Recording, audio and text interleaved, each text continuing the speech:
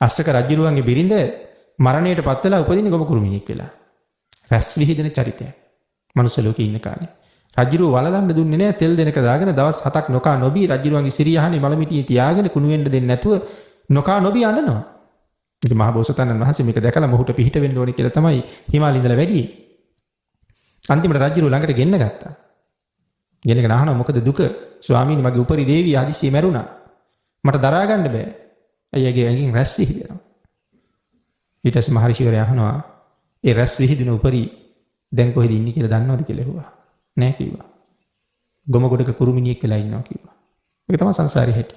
රජුරුව කිව්වා මම පිළිගන්නේ නෑ ඒක මගේ ලස්සන උපරිට එහෙම වුණා කියලා.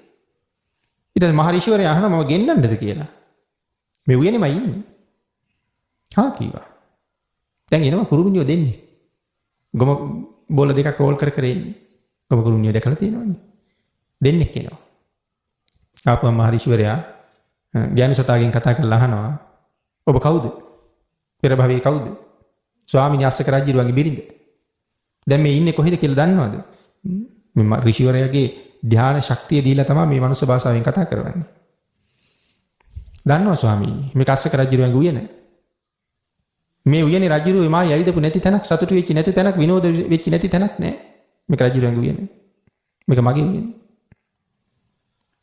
එතකොට අහනවා අස්සක රජුරන්ට එදා ගොඩක් ලෙන්ගතුද? අස්සක රජුරන්ට මම ගොඩාක් ආදරේ තිබ්බා. තවත් ඒ විදිහටම රජුරන්ට ආදරේද?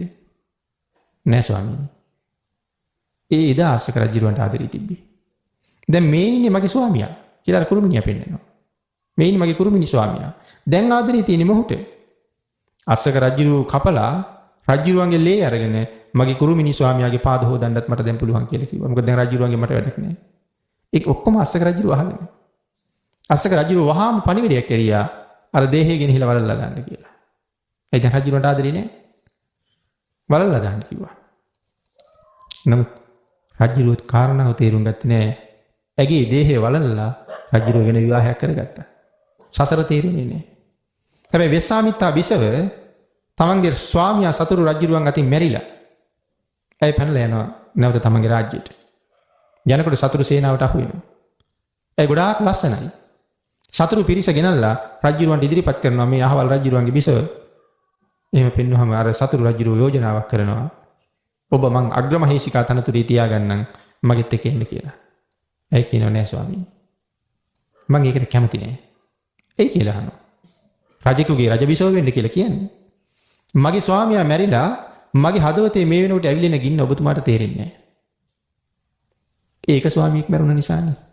දැන් මං ඔබතුමාගේ බිරිඳ වෙලා යම් දවසක ඔබතුමා මැරුණාම මට ආයෙත් මේ වාගේ ගින්නක් ඇවිලෙනවා. මේ ගින්න ඉවසන්න බැරුව ඉන්න මම අනාගතේ තවත් එවන් ගින්නකට උරුමකම් කියන්න කැමති නෑ. එහෙනම් මං කැමති නෑ ওই යෝජනාවට කියලා කිව්වා. එතකොට දැන් ඇයට තේරුණා මේක.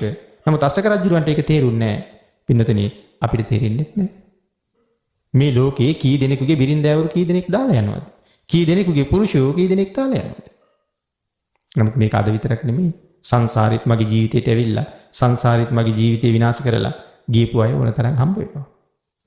ඉතින් ඒක තේරුම් අරගෙන තවත් දුකක් කරගහ ගන්නවට වඩා මේක කල්පනා කරලා තමන්ගේ ගමන යන්න උත්සාහ කළා නම්